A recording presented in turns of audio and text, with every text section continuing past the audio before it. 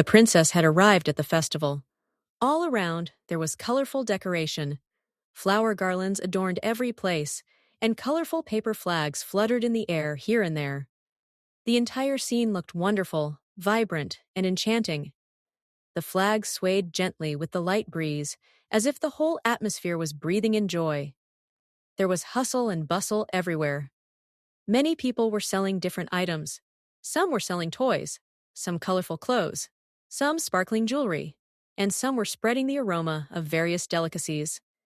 The smell of fresh food, sweet and spicy fragrances, was mingling throughout the atmosphere. In addition, there were stalls for different games.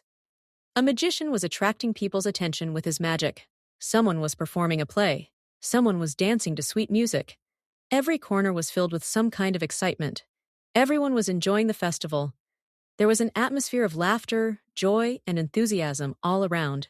Shivangi was observing everything, and it was a new experience for her. There was both curiosity and wonder in her eyes.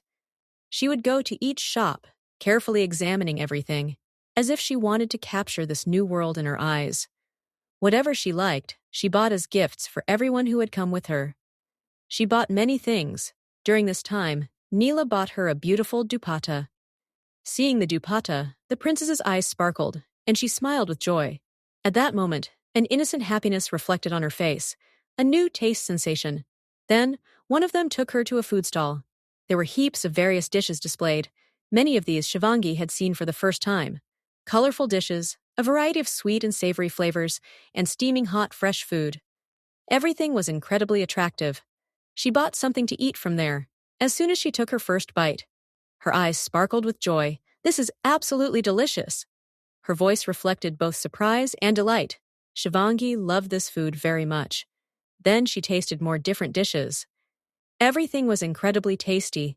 Every flavor was a new experience for her, as if she were enjoying an unknown world. Experiencing all this was nothing less than magic for her. A new experience. The princess and her companions moved ahead and began participating in the games present at the festival. Shivangi chose the archery game. The game was straightforward, shooting arrows at balloons fixed on a wall, and the winner would receive a gift. Since Shivangi was skilled in archery, she easily won this game. Every arrow seemed to hit the target perfectly. In just a few moments, all the balloons burst, and the people present began to look at her in amazement. As a prize for winning, she received a beautiful locket. "This is so lovely." Shivangi looked at the locket with joy and smiled. There was a genuine innocent happiness in her eyes. The night celebration. As they enjoyed the entire festival, night fell. As darkness descended, everyone present gathered in one place. In the center, a large fire was lit. The flames of the fire were rising towards the sky, and in its light, everyone's faces were glowing. The atmosphere began to feel even more mysterious and beautiful. People formed a circle around and began to dance joyfully. It was a dance filled with fun. Everyone was dancing with all their hearts. Shivangi was seeing all this for the first time. Until now, whenever she had gone to a party, everything there was bound by rules and etiquette. The dance here was different. No etiquette, no rules. Everyone was dancing freely, to their own tune. Just then, the tempo of the music increased. People started clapping and changing partners. Now everyone was dancing with a new partner. The entire scene was incredibly beautiful and lively. Shivangi was watching all this with surprise and curiosity when Neela took her hand and brought her into the dance. "Come on, princess." At first, Shivangi felt a bit awkward, but soon she began to enjoy this experience. Now she was dancing with all her heart, joyfully, freely. Every little while, her partner would change, and the dance would continue with a new companion. The atmosphere was filled with music, laughter, and excitement that made it hard to keep track of time. It was all very entertaining.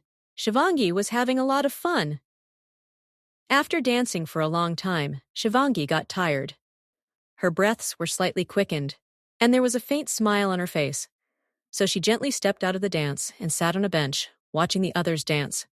Everyone was enjoying the festival. There was joy on their faces, a sparkle in their eyes. Shivangi smiled too. But then, she felt a strange smell, the smell of blood.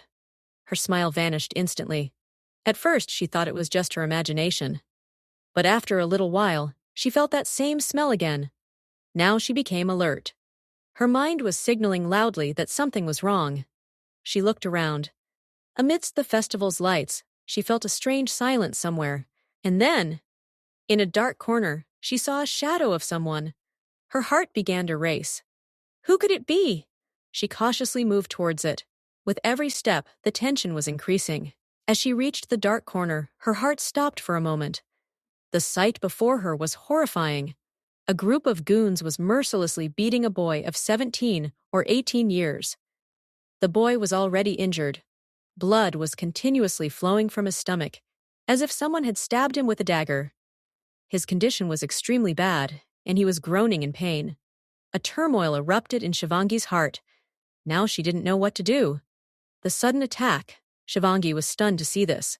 For a moment she was frozen, but then she reacted immediately. She looked around and then spotted a metal pipe lying nearby. Without wasting any time, she picked up the pipe and attacked them. There was no fear on her face now, but courage. In just a few moments, Shivangi had injured all of them. The goons fled in pain. The mysterious boy. Shivangi moved forward to look at the boy. He was wearing a black shirt and black pants. His thick hair was falling over his eyes. Blood was trickling from the corner of his lips. Yet, he looked incredibly attractive. Shivangi gently sat beside him. Concern was clearly visible on her face.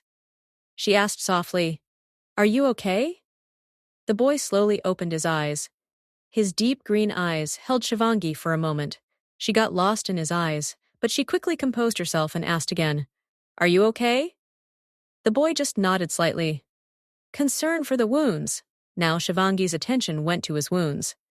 She looked around again and then remembered that Neela had given her a beautiful dupatta.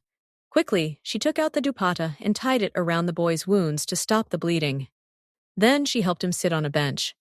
She quickly got water from a nearby shop and gave it to him. Unspoken attraction.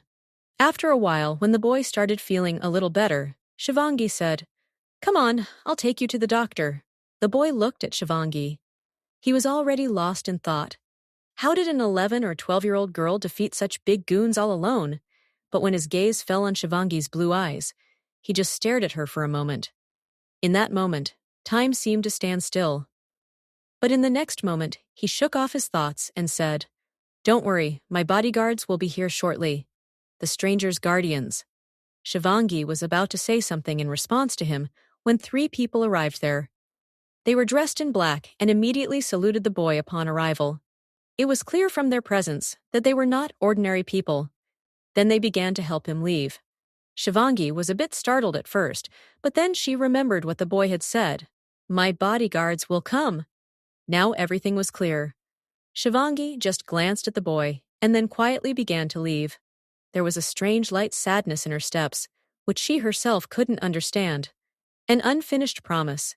The boy watched Shivangi leave.